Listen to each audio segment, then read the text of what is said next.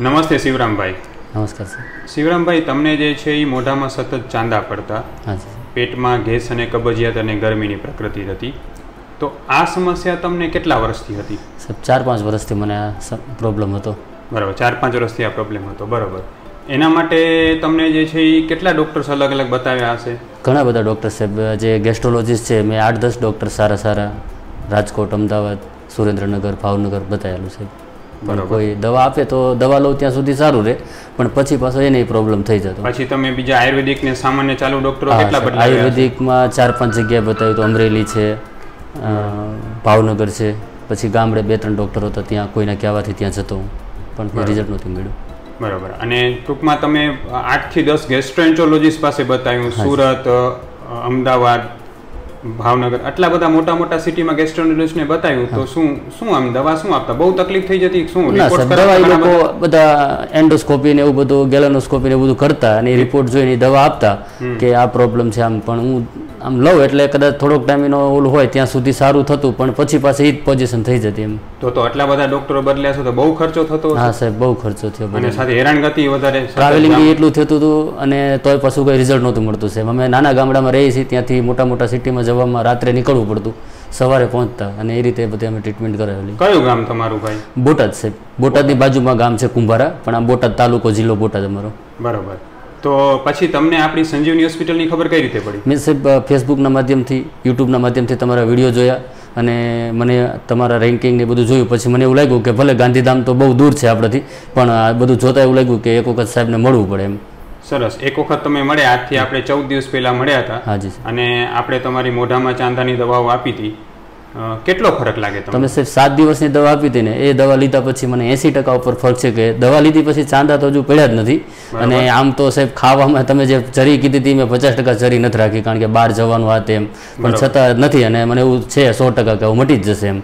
એટલે તમને ટકાવારીમાં કેટલો ફરક લાગે? 80% ઉપર સાહેબ ફરક છે. માત્ર 7 દિવસમાં 80% ફરક લાગે. બરોબર. આજે તમારો પંચકર્મ ટ્રીટમેન્ટ હતી? હા. સરસ. અને એના પછી તમને કેટલું રિલેક્સેશન લાગે પેટમાં? બહુ સારું, એકદમ હળવું થઈ ગયું. પંચકર્મ કર્યું પછી બહુ સારું છે. આપણી સર્વિસ કેવી લાગે? બહુ સારી છે. સરસ. હવે હું તમને એ પૂછવા માંગુ છું, જ્યારે તમને ચાંદા પડતા તો શું તકલીફ? તમે ખાવામાં તકલીફ થતી, બોલવામાં તકલીફ થતી, શું તકલીફ રહેતી? બોલવામાં તો સાહેબ પાણી પણ નહોતો પી શકતો. આમ એટલું આમ ખખડે આપણને, આમ કોઈ પાણી પીવે ને તોય. ખાવાની તો વાત જ અલગ. પાણી પણ નહોતો પી શકતો. એટલા બધા મોઢામાં ચાંદા હતા, એટલી ગરમી હતી. આમ સેન્સિટિવ મોઢું એકદમ આળું થઈ જતું સાહેબ. આપણે આમ કંઈ ખાવાનું મન ન થાય, કંઈ પીવાનું મન ન થાય એવું આમ. અને ગરમીની તકલીફ શું થતું પેટમાં? હા સાહેબ, એટલે આમ સતત બળતરા ને એવું રહે આમ. અને આમ મોઢું આમ એક ચાંદુ મટે તો એક ચાંદુ પડે, અને ચાંદુ પડે રાતમાં પણ મટે 5-6-8 દિવસ એમ. ઓહો. જલ્દી મટે નહીં એમ, જ્યાં સુધી ગરમી નો હટે ને ત્યાં સુધી એમ. બરાબર છે. અને તમે જે છે એ ફેસબુકના માધ્યમથી આપણા હજારો પેશન્ટને, હજારો ફોલોવર્સને તમે શું કહેવા માંગશો? ના સાહેબ, બહુ સારું છે. અને હું તો એવું કહું છું કે જાજો આ વિડીયોને શેર કરો અને બધાને કહો કે જેથી કોઈ માણસ કોઈ એવું દુઃખી હોય તો એને આવું યોગ્ય જગ્યાથી સારવાર મળે તો એને ઘણું બધું સારું થઈ શકે છે એમ. સારું રહેશે. એટલે તમે હેરાન થાય એટલે બીજા ન થાય છે. હું તો મારા મોબાઈલમાં પણ સ્ટેટસ રાખું છું અને બીજાને કહું છું કે દૂર છે પણ એક વખત જાઓ. અને એક પેશન્ટ આવશે પણ એને પણ આ જ તકલીફ છે મારા જીવિત મોઢાની, અને મેં કીધું છે. અને ખૂબ ધન્યવાદ શિવરામભાઈ. આગળનો વિડીયો જોતા પહેલાં એક ખાસ બાબત હું આપને જણાવીશ. મિત્રો, આવા હજારો દર્દીઓ અમે 100% આયુર્વેદ સારવારથી ઠીક કરેલા છે, જેના વિડીયો રિવ્યૂ આપ અમારા આ યુટ્યુબ ચેનલ ઉપર જોઈ શકો છો. નમસ્તે, હું ડૉક્ટર વિશાલ પંડ્યા, એક MD આયુર્વેદ ફિઝિશિયન છું, અને મેં મારો MD સુધીનો 10 વર્ષનો અભ્યાસ જામનગરની વિશ્વ પ્રસિદ્ધ આયુર્વેદ કોલેજમાંથી કરેલો છે. અને છેલ્લા 13 વર્ષથી ગાંધીધામ ગુજરાત ખાતે શુદ્ધ આયુર્વેદ ચિકિત્સા અને પંચકર્મ સારવાર કરું છું, જેમાં 1 લાખથી વધુ દર્દી જોવાનો અનુભવ છે અને 15,000થી પણ વધુ પંચકર્મ સારવાર મેં કરાવેલી છે. મિત્રો, ઘણા બધા લોકો અમારી પાસે આવે છે કે જેમણે સોશિયલ મીડિયામાંથી જોઈને દવા કરાવેલી હોય અને પછી એમને લાભ થવાને બદલે નુકસાન થયેલું હોય છે.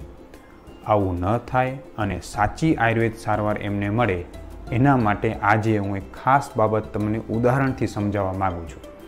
મિત્રો, આપણે આપણી ગાડી બગડી જાય તો એને સર્વિસ માટે આપવી હોય તો આપણે ગામમાં 2-3 લોકોને પૂછીએ છીએ કે કોનું કામ સારું છે, એમાં કેવું થાય છે, અને એના પછી આપણે આપણી ગાડી એને આપીએ છીએ.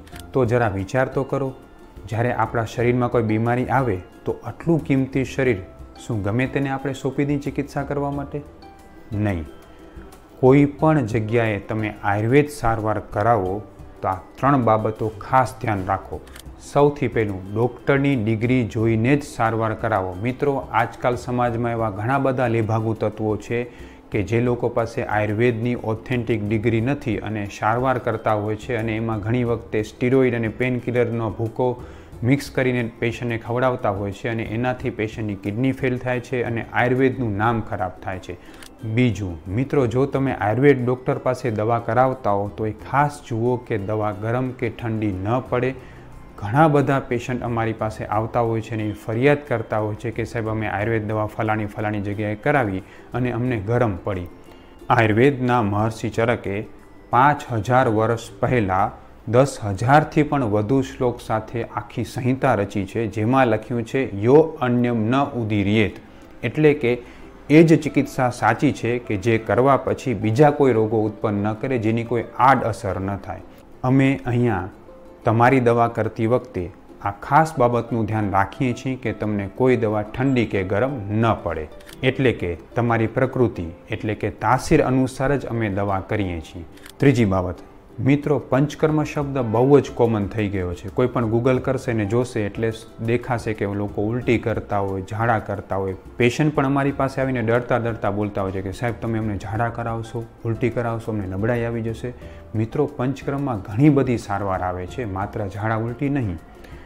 અમે એક ખાસ પ્રકારની રીતે પંચકર્મને ડેવલપ કરેલું છે, જેનાથી તમારા શરીરમાંથી પોષણ મળે છે ને કચરો દૂર થાય છે. એમાં ખાસ કોઈ જ જાતની નબળાઈ નથી આવતી.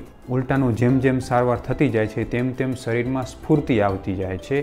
અને આના માટેના ખાસ રિવ્યૂ તમે અમારી વિડીયોઝમાં જુઓ. અમારા હજારો દર્દીઓને પંચકર્મથી કેટલો બધો ફાયદો થયેલો છે, પણ આ ખાસ રીતે કરાવીએ ત્યારે જ. એટલે આ 3 બાબતોનું ખાસ ધ્યાન રાખો. સર્ટિફાઈડ આયુર્વેદ ડૉક્ટર, તમારી પ્રકૃતિ એટલે કે તાસીર મુજબની ઠંડી કે ગરમ સારવાર ગરમ ન પડવી જોઈએ, અને ત્રીજું, સરળ રીતે કરવામાં આવતી પંચકર્મ સારવાર.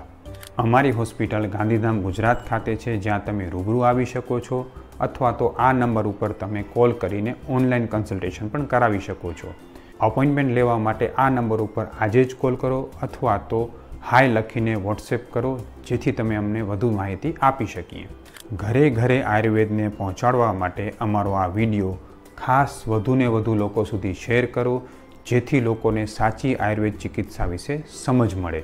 ચાલો હવે આપણે આગળનો વિડીયો જોઈએ. અને આપણો પણ એ જ ઉદ્દેશ છે કે લોકો સુધી સાચી માહિતી, સાચું આયુર્વેદ અને સાચું પંચકર્મ પહોંચે.